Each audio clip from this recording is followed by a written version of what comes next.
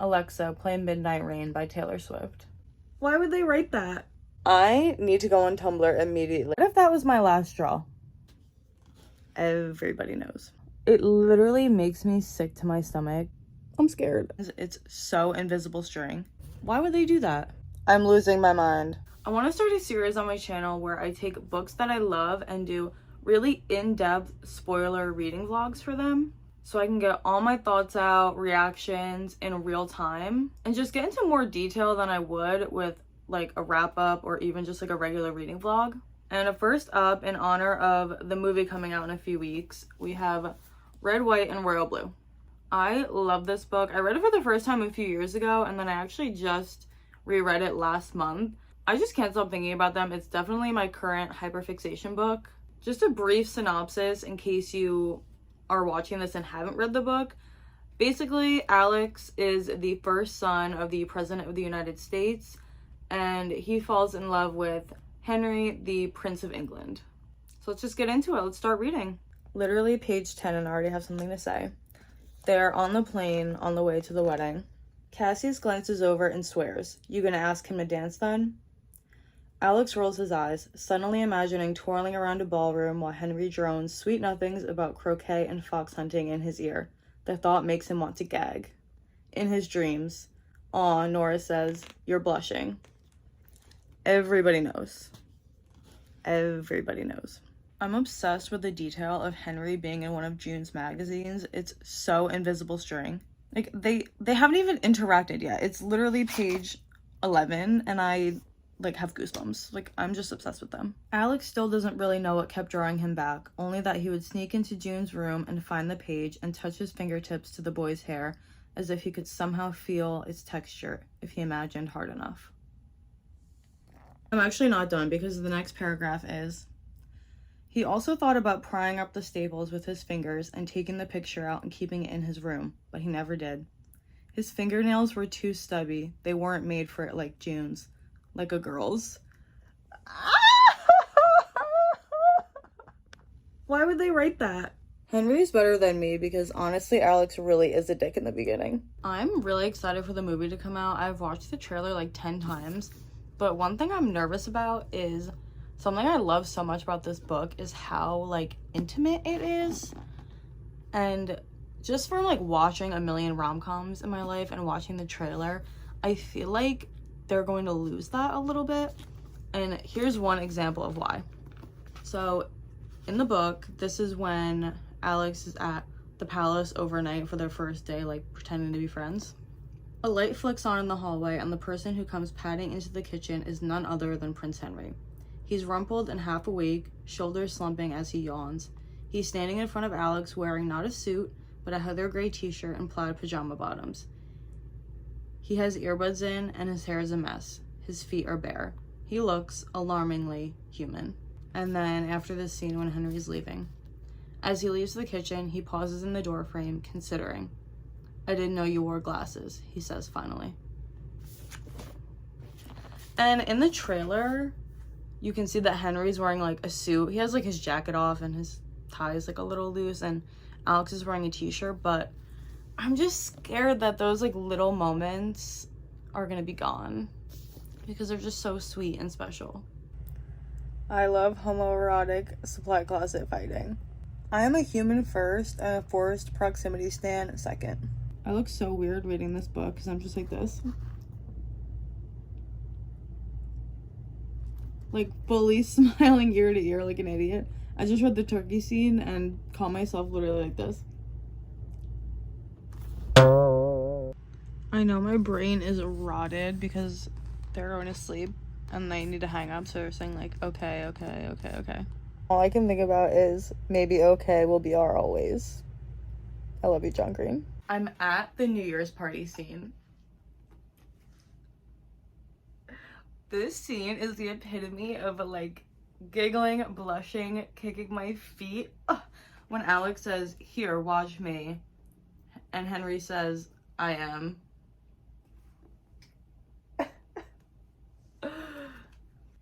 How does Alex not understand what's going on? They're gonna guess!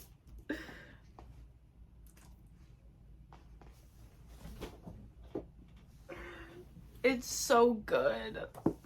I love Alex's storyline where he's coming to terms with his sexuality. I didn't realize I was bi until I was like 20, 21, 22, I don't even know. And I really appreciate reading a story, like a coming out story, but that isn't YA, that is someone that's a little bit older. Very close to my heart. And I love that he says, straight people, he thinks, probably don't spend this much time convincing themselves they're straight. Yeah, they don't. Alex pictures Henry barefoot in a Kensington Palace kitchen, and the little sliver.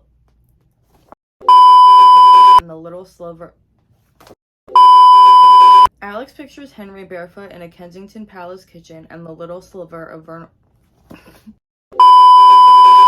Sliver. Oh my god. I got Invisalign like 2 weeks ago, now I can't speak. Alex pictures Henry barefoot in a Kensington Palace kitchen, and the little sliver of vulnerability he got to see so early on. And he thrills at Henry now, in his bed. That's why he needs to be in his pajamas in the palace scene. I'm mad. I'm at the polo match. I love the scene in the trailer when they're walking out after the scene in the stables. It's so good. This is when the emails start. Oh, I'm not ready. I'm not ready. There are a lot of days when Henry is happy to hear from him and quick to respond, a fast, cutting sense of humor. But sometimes he's taken over by a dark mood. Alex comes to understand this as grief time. Henry hates those days completely. Alex wishes he could help, but he doesn't particularly mind. He's just as attracted to Henry's cloudy tempers, the way he comes back from them, and the millions of shades in between. I saw a TikTok that said that June isn't going to be in the movie, and that just makes no sense to me. She's such a good character, and I like Nora too. Like, I think they should have just kept them a trio, like White House trio, duh. But if they were going to get rid of anybody, why would they get rid of June and not Nora? That just makes no sense to me. Like, I'm at this scene where she confronts him about being with Henry. They're just going to take that out? Like, why would they do that? I like dual perspective books, but I'm not usually one to like care if it is just... Okay. But I'm not really one to care if it is just like one POV. Like, I don't need the other person's perspective. Except I would give literally anything to have Henry POV chapters in this book. I love him. I need it. I need them to write something from his point of view. If we don't get the Don't Stop Me Now karaoke scene, I'm literally rioting. It's a new day. We're on the Kindle because I don't feel like holding the actual book. And I'm on the scene where Alex is at Henry's house and he's showing him the music studio. And Henry is playing like all different classical piano numbers. And I'm obsessed with this scene, one, because I was a band geek, so I love music and classical music. Oh, my light died. Also, this scene is so Call Me By Your Name.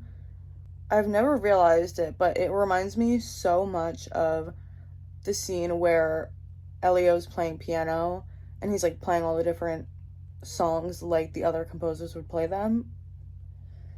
And something about me, Call Me By Your Name, is gonna make me cry every time. And he starts playing Your Song. I love Elton John. This is my scene, okay? It's my scene. It better be in the movie. If Alex's head is a storm, Henry is the place lightning hits ground. He wants it to be true. You need to figure out if you feel forever about him. He does feel forever about him. He does. Thinking about history makes me wonder how I'll fit into it one day, I guess. And you too. I kind of wish people still wrote like that. History, huh? But we could make some. I just can't. One of my favorite things about this book is the quotes that they use in their letters of historical figures. I don't even have words. It's just too perfect and too good, and I'm obsessed with them. I honestly didn't think I would be reading this many quotes directly from the book, but I'm literally, I'm literally gonna start crying. Like, Should I tell you that when we're apart, your body comes back to me in dreams? That when I sleep, I see you, the dip of your waist, the freckle above your hip.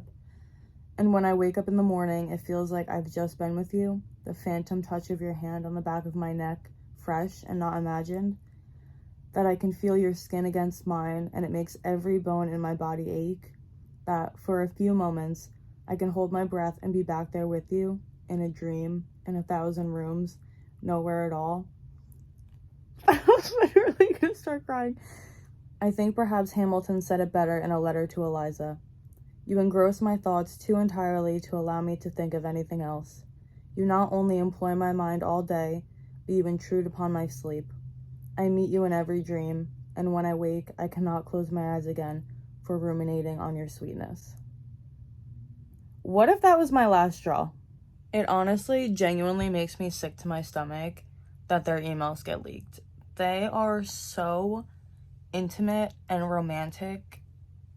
It's so sad. Like, obviously them just getting outed in general is awful and sad, but did they have to read the emails? He came from a long, long line of princes, but never before had there been a prince quite like him, born with his heart on the outside of his body. June plucks away at Annie's song. You fill up my senses like a night in a forest. And the breeze keeps moving to meet the highest branches of the trees, and the water keeps rising to meet the bulkheads. And Henry leans down to meet Alex's mouth, and Alex is so in love he could die. I don't ask for much in this life. I want that. Anybody listening, I am manifesting this exact scene for myself. The opening line of Normal People is, Marion answers the door when Connell rings the bell, which, if you've read Normal People, I think is like the perfect opening line for that book, and it really shows their dynamic, and it really reminds me of Alex and Henry in a way, because I just read the scene where they're in the lake and then Henry disappears, and which also reminds me of in the beginning when Henry kisses Alex and then disappears. When Henry disappears, Alex is there, and I just love that. Like, he gets scared, Alex is like, you can't take back the kiss, we're doing this. Alex wants to tell him he loves him. Henry gets scared. He goes to England and straightens him out. When Henry shuts the door, Alex opens it. Dear Thisbe, I wish there weren't a wall. Love, Pyramus. I'm losing my mind. Henry has the newspaper from Paris from the first time they woke up next to each other. What the fuck? When Alex was a kid, before anyone knew his name, he dreamed of love like it was a fairy tale, as if it would come sweeping into his life on the back of a dragon one day. When he got older, he learned about love as a strange thing that could fall apart no matter how badly you wanted it, a choice you made anyway. He never imagined it'd turn out he was right both times. When I was younger, Henry says, I had this very elaborate idea of taking somebody I loved here and standing inside the chapel. That he'd love it as much as I did, and we'd slow dance right in front of the Blessed Mother. Just a daft, pubescent fantasy. Henry hesitates, before finally sliding his phone out of his pocket. He presses a few buttons and extends a hand to Alex, and quietly, Your Song starts to play from the tiny speaker.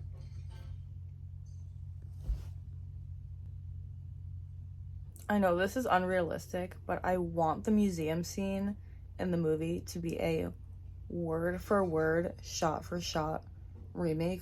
It is just perfect, and I really want them to like spend the time and do the whole thing and do it right. I want you to know, I'm sure, 1,000%. He removes his hand, and there, sitting in the center of Alex's calloused palm, is the signet ring. Keep it, Henry tells him. I'm sick of wearing it. I completely fucking love you. At cruising altitude, he takes the chain off his neck and slides the ring on next to the old house key. They clink together gently as he tucks them both under his shirt. two homes side by side. Sweet creature, when I run out of road, you bring me home. Yes, I'm going to talk about every historical quote because I love them all. To Virginia Woolf, 1927. With me, it is quite stark. I miss you even more than I could have believed, and I was prepared to miss you a good deal. Eleanor Roosevelt to Lorena Hickok, 1933. I miss you greatly, dear. The nicest time of the day is when I write to you. You have a stormier time than I do, but I miss you as much. I think. Please keep most of your heart in Washington, as long as I'm here, for most of mine is with you. Alexa, play Midnight Rain by Taylor Swift. I started to think of myself and my life and my whole lifetime worth of memories as all the dark, dusty rooms of Buckingham Palace. But the first time I saw you, Rio, I took that down to the gardens. I pressed it into the leaves of a silver maple and recited it to the Waterloo vase. It didn't fit in any rooms. I thought, this is the most incredible thing I have ever seen, and I had better keep it at a safe distance away from me. I thought, if someone like that ever loved me, it would set me on fire. And then I was a careless fool, and I fell in love with you anyway. And then, inexplicably, you had the absolute audacity to love me back. Can you believe it? Sometimes, even now, I still can't. He wrote a list of 20 things he loves about him. 12. That when your shoulders cover mine, nothing else in the entire stupid world matters. I'm so alone. P.S. Richard Wagner to Eliza Weil. It is true that I have my young king who genuinely adores me. He says he can hardly believe that he really possesses me. None can read without astonishment, without enchantment, the letters he writes to me. I can't read them without enchantment. It literally makes me sick to my stomach that these letters get leaked. I know I said it already, but I genuinely have a stomach ache knowing what is about to happen. Them as a group, like, they love each other so much. I don't know if it's really not found family. It's kind of giving found family. But when June, like, posts the picture so people think that she's with Henry, and Alex, like, takes Nora to dinner, like, they just care about each other so much. How could they cut June out of the movie? I know I said that earlier, but it makes no sense. I'm upset about it. You know, when you're watching a movie or a TV show or something, and you can just tell that there's about to be a car accident because of the characters just, like, driving in the car for no other reason, and you just know it's coming, and you're just, like, waiting for the impact. That's exactly how I feel when they're in the car together outside the restaurant after the fake date, and I read this. He pulls Henry in by the nape of his neck and kisses him hard, Henry's knee knocking against the center console as his hands move up to Alex's face. Even though the windows are tinted black, it's the closest they've ever come to kissing in public, and Alex knows it's reckless, but all he can think is a supercut of other people's letters they've quietly sent to each other. Words that went down in history. Meet you in every dream. Keep most of your heart in Washington. Miss you like a home. We two longing loves. My young king. One day, he tells himself. One day, us too. When Alex goes to confront Raphael Luna, and Luna tells him to just find a nice girl and marry her because it wouldn't be a lie, and Alex says, it would be a lie because it wouldn't be him.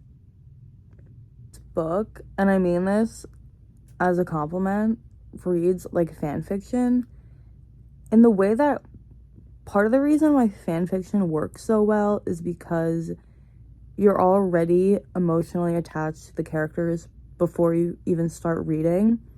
So I feel like you just feel it deeper because you're already connected to them. And maybe it's just because I've read this multiple times now, but like that's how I feel when I read this book. I feel so much more invested than I normally do when I just like read regular fiction books. And that really is just like a testament to Casey McQuiston's writing. Like, they are so talented. From Jean Cocteau to Jean Maurice, 1939. Thank you from the bottom of my heart for having saved me. I was drowning and you threw yourself into the water without hesitation, without a backward look. We're just getting more and more close to these emails getting leaked, and I literally cannot do it. Like, I want to just put the book down and stop reading. Okay. And they lived happily ever after with no turmoil, no PR scandals. Oh my god, literally the next page is when it gets leaked. I'm scared. I'm sorry, but the headlines when the news breaks are so funny. Fotis and Prince Henry totally doing it. The Oral Office. Read Fotis' steamy emails to Prince Henry. Don't let the first sun go down on me. So, she says, do you feel forever about him?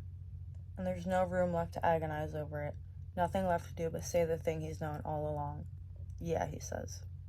I do. There are the flaws everyone's allowed to see. His big mouth, his mercurial temper, his searing impulses, and then there's this. It's like how he only wears his glasses when nobody's around. Nobody's supposed to see how much he needs. That felt like a personal attack. I've heard people criticize this for not being realistic, which is totally valid. Like, I agree.